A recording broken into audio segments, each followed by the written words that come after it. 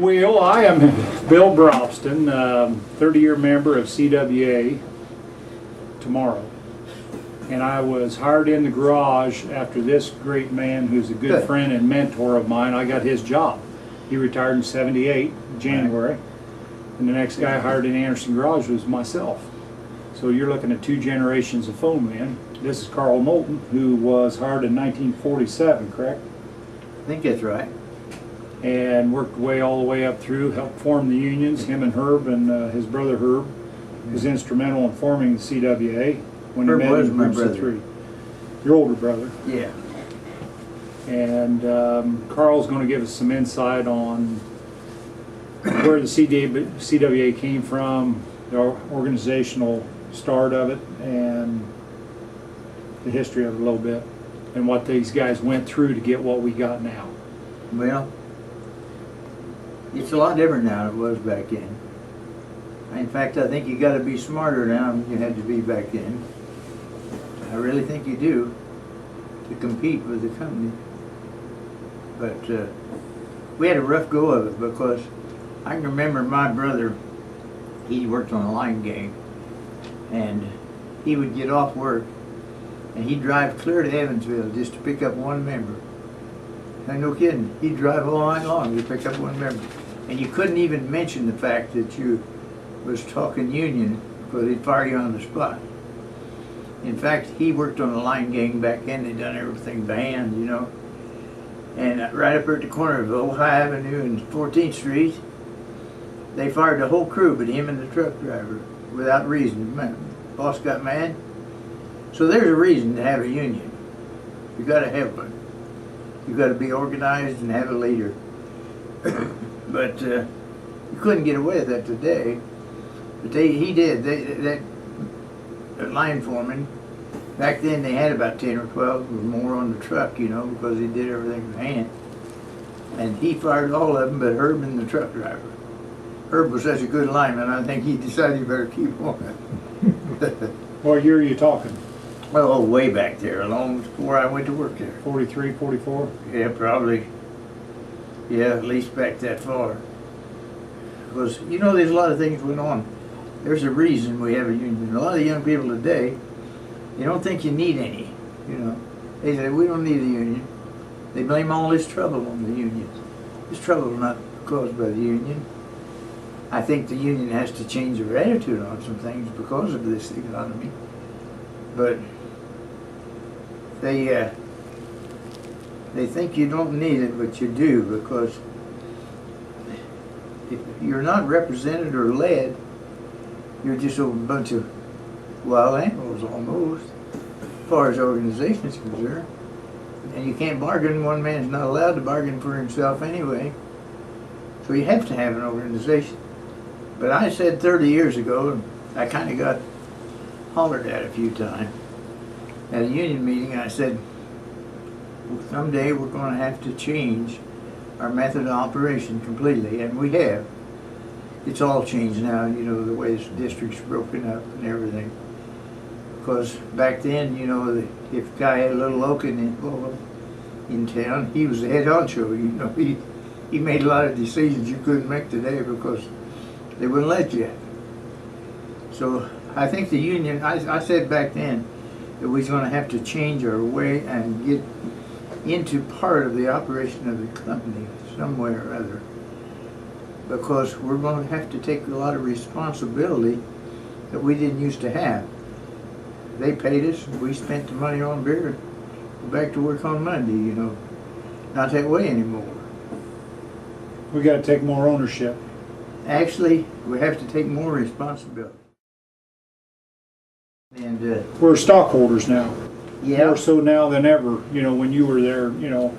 Oh yeah. We're all stockholders in a 401k plan that the membership, I don't know how much actually has, but I know I got a lot of shares of stock, so I want to see the company do well too.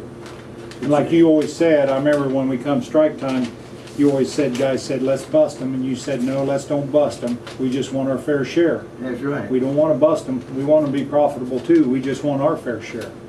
We want to keep the job and just let them make a profit so we can share part of it. That's Amen to that. That's what I used to tell them, you know. That I can remember one time we used to go down to Indianapolis, bargain for a contract. John Jones and all of them was on the bargaining team. And people blame high prices and wages on union leaders. And I can remember Jim Merritt and I come back from Indianapolis and I said, Jim, I said, this is the best contract we ever had. I mean, back then, I hired in for $21 a week. And we got a 50-cent raise. And half of the benefits paid for and everything.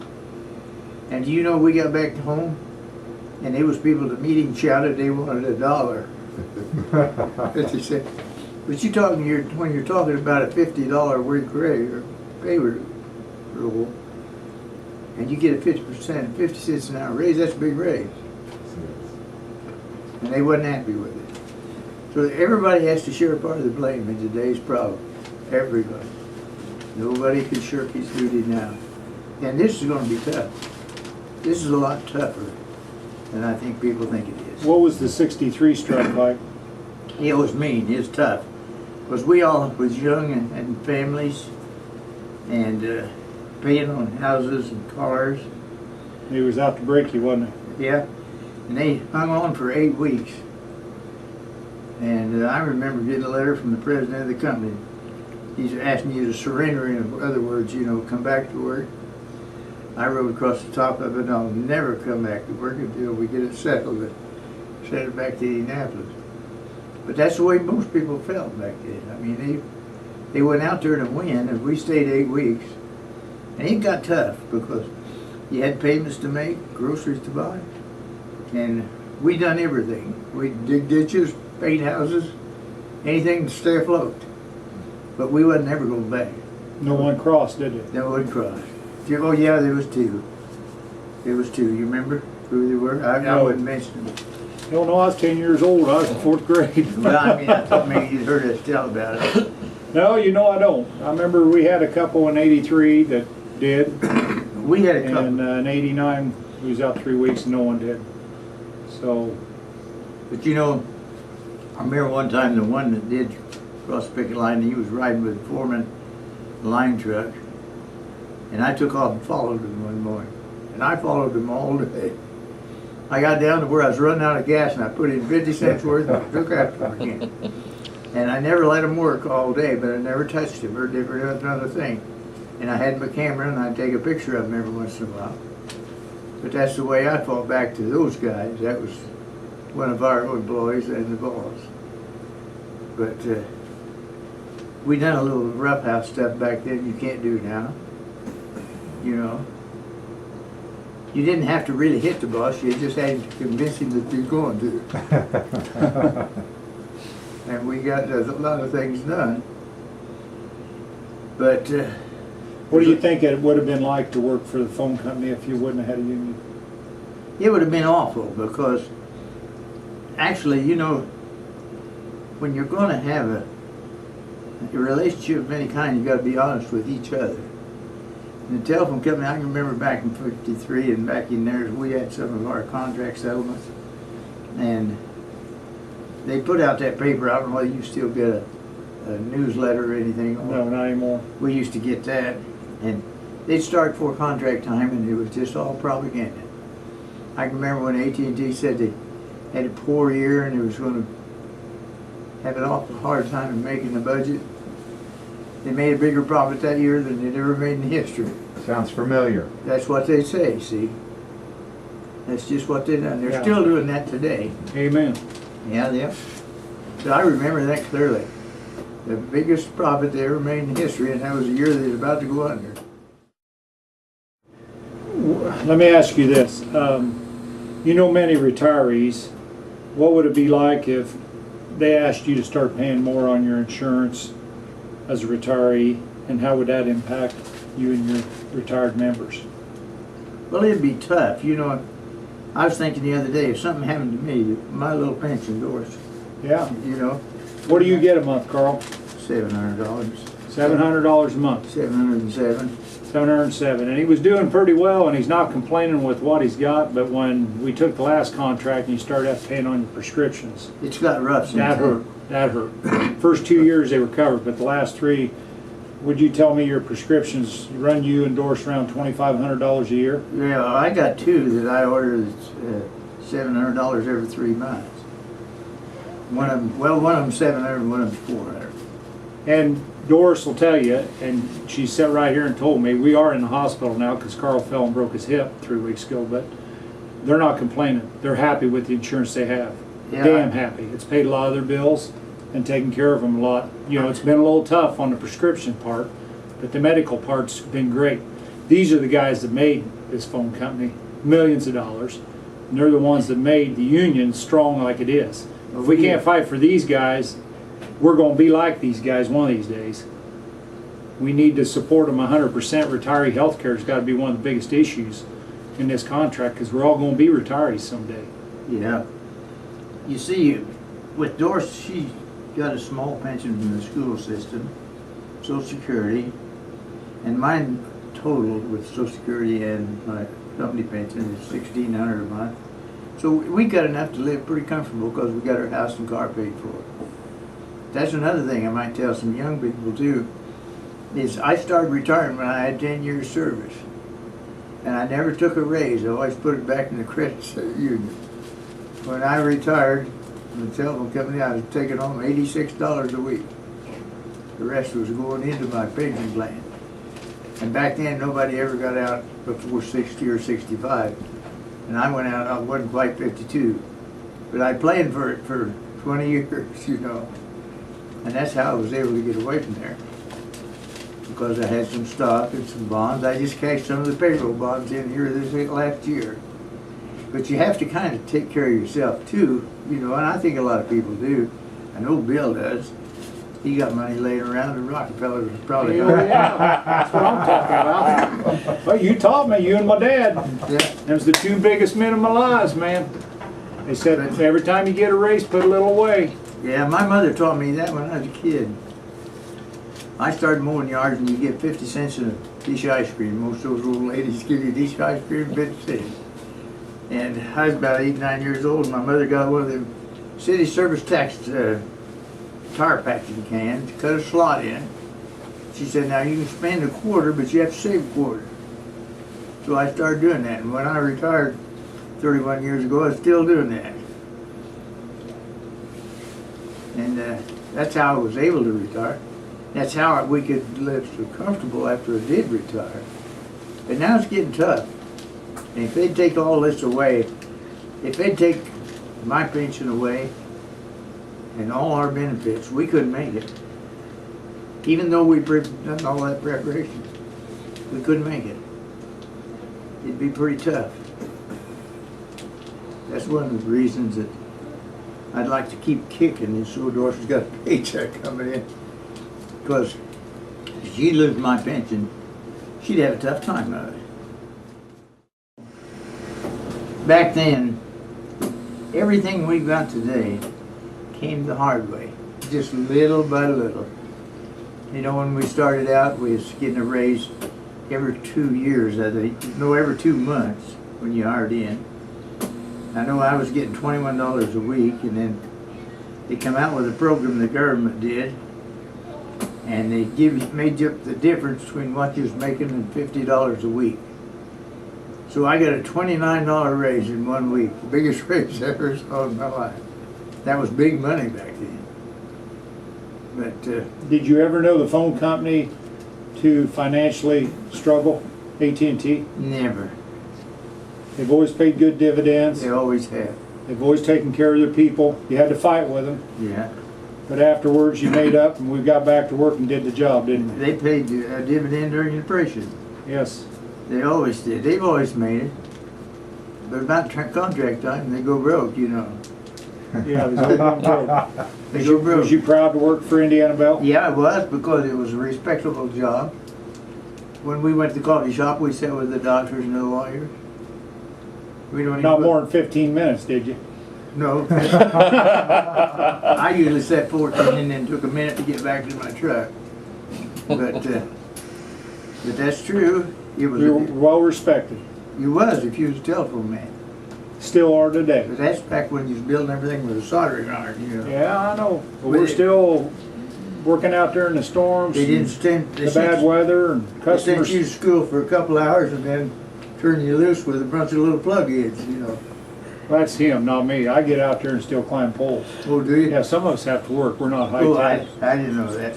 There's still a lot of low tech jobs here, and I got one of them. But we just inch by inch got all our benefits finally paid for.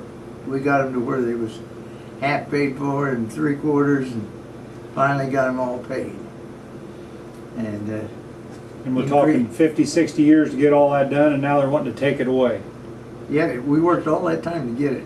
It came hard, little by little, every contract. And same with the pension. Our pension was terrible for a long time. It just wasn't worth taking hardly. And we worked hard on that to get the pension to where it was decent. It's not real good yet, but with the circumstances we're in right now, we all got to rethink the whole thing. It has to be rethought. It's not the same as it used to be.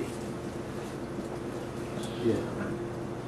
You know, used to, if you could whip your boss, you could keep your job, but it's not that way anymore. Now, there'd be a lot of fighting going on. Okay. What can you tell the membership today to help them get through this? Well, the best thing to do is stick together, help each other. You know, Amen. I can remember back during the strike, 8 weeks, we were painting houses, doing everything. We'd help each other get a job if we had a job someplace, you know. And we'd help each other out, work together, trim trees, whatever we had to do to stay afloat. Because we was all young, had young families. And the same today. Yeah.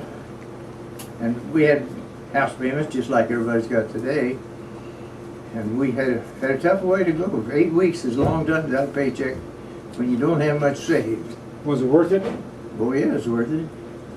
I enjoyed my job all my lifetime at the telephone company, except for the last 3 years. And I was in a hurry to leave. Because I hadn't made a bulldozer and a dump truck, and I was wanting to go to work for myself. And that's why I wanted out. But I did burn out, though. I kind of burned out on it. When it got kind of picky and made you start counting screws, well, I said, no, I better get on out of here. Now, when you did retire after 31 years, though, you was voted in as the local president, and you still stayed on as president. Well, I was voted in 2 years before I retired. And I stayed in. Yes. And I remember Kenny Sharp. I don't know whether you know him or not. He was Yes, I do. state rep. He come over to a dinner we was having in Indianapolis one time. And he said, Carl, he said, did you know you're not a legal president? Because you're not on the payroll. I said, oh, yes, I know. I said, the union's paying me.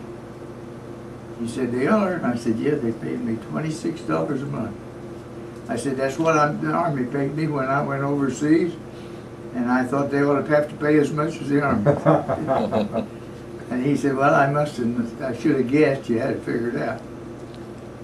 But I was actually on the union payroll, $26, and that paid your gas bill. Well, you didn't pay half your gas from here to Indianapolis, as often as we went. But it was just a thing that one of the presidents set it up. I didn't do that, one of them did. But I was in union work for 20-some years. But my brother and those guys is the ones that really put it together. I just took over and held it together for a while. But Tough job, though. Remember talking about all the guys that retired and died young? oh yeah. That's one reason Carl got out early, what, 52? Yeah, Johnny Johnson, you know, he used to say, I'm going to get out of here. That front door can hit me right in the butt, but I'm leaving. And he died at 62. He didn't quite make it. Sandy Adcox, Jim Merritt, a bunch of them, wasn't there? Early retirement's the best way to go if you can arrange for it. But you have to start early and prepare. But you've got to protect what you've got. But I do think that we're going to have to make some concessions according to the way the economy's going. Carl, a lot of the members, we talk about mobilization, and they go, why mobilize? What is little old Anderson going to do in their mobilization efforts to make a difference? What do you feel about mobilization? Well, what do you really mean by that? Mobilization is when we get out and do activities to show the company we want a fair contract. That's always been a good deal, a good idea. I really believe in it, I think. And the public opinion, right now, you have to tread softly because everybody in the world is mad at the union. You know, they're blaming General Motors' failure on the unions, and you know, you've heard the talk. And we're not as popular as we was at one time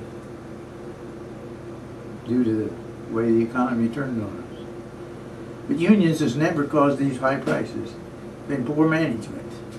And I think someday unions are going to have to be part of that management. Somehow or other, they're going to have to work out a system where they're part of the decision making. Because had we had one at General Motors right now, a good union president would have run that company. And that guy threw it in the dirt. And I think that's where, not mobilization, but where we're strong is because we're shareholders, and a lot of guys go through the obstacles and the roadblocks to do their job every day. We face it every day out here as a working man, but we want to do the job right for our customers, so we do that, go the extra mile. And you always have. You can't pay a man enough, no way to make him happy. But you give him a little bit of dignity and a decent job, and he's proud of himself, and then he's happy. Well said. Well said. You can't give him enough money to make him happy. Money won't do it. I was always proud to be a good telephone man. Wasn't near as smart as some of them. Wouldn't have been if I'd have stayed till now, probably. But I was proud of my job. I worked hard every day, too. I had to work hard because I was always in there, right in the middle of their face with union work. If I had been a bad employee, they'd have fired me a long time ago. I think they would have. Oh, man.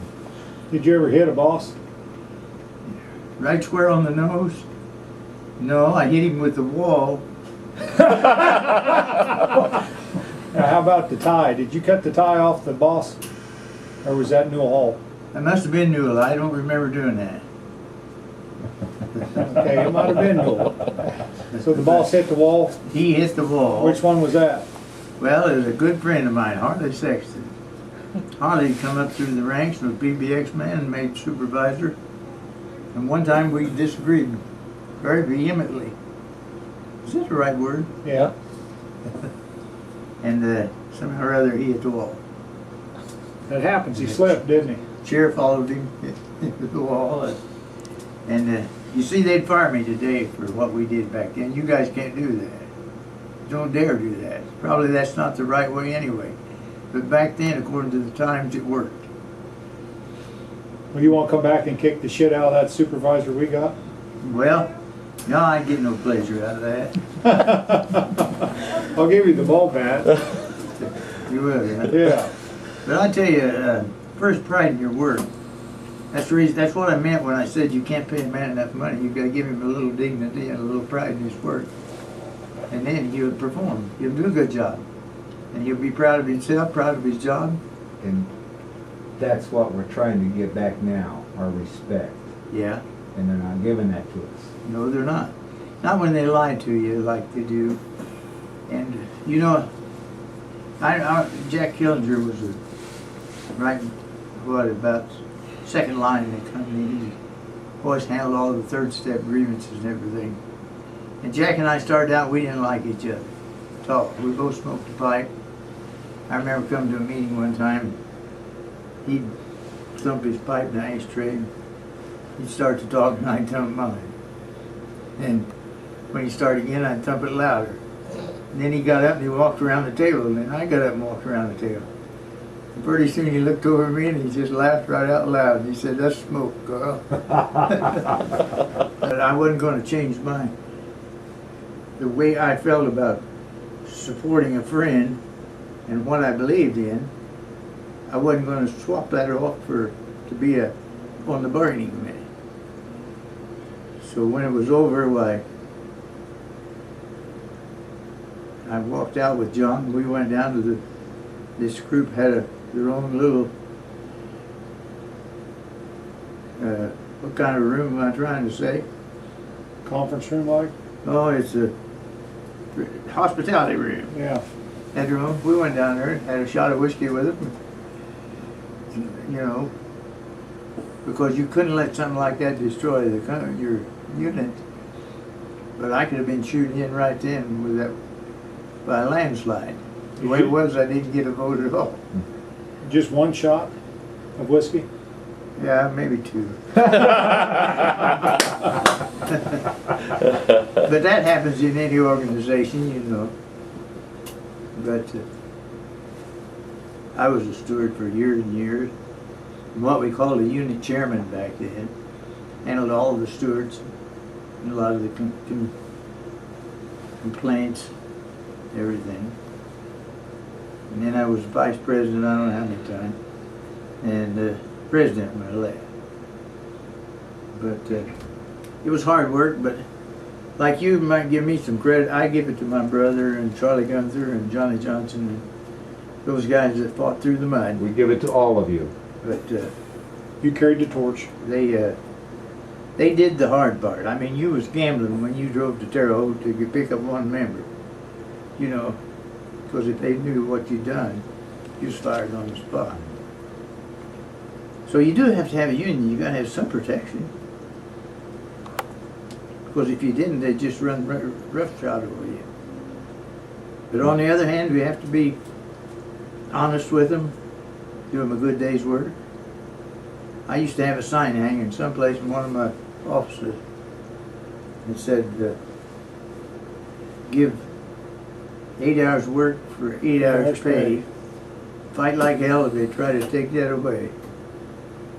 Yep, I remember reading that. You read that? House. 8 hours work, 8 hours pay. Fight like hell if they try to take it away. Now, I had that hanging in there. Everybody's seen that, I suppose, over the years. But I always did That's where we're believe, in, a fight. I believed in giving the company a good day's work. I always worked hard. What do you think about the CEO pay that these companies make Oh, now? it's terrible. That's awful. Our CEO was making $27 million a year. Now our CEO now only makes $15 million. He took a $3 million pay cut, so he's just making $15 million a year. He'll starve to death, won't he? Our old CEO Whitaker got $27 million a year, about 5 years in a row. Yeah. Though our stock went down about 30%, and all our stockholders went down, and But I tell you, retirees had to pay on their health care. You think they got enough to get by on? he might make it if he saves a little. But, you know, you got to hang in there, you guys.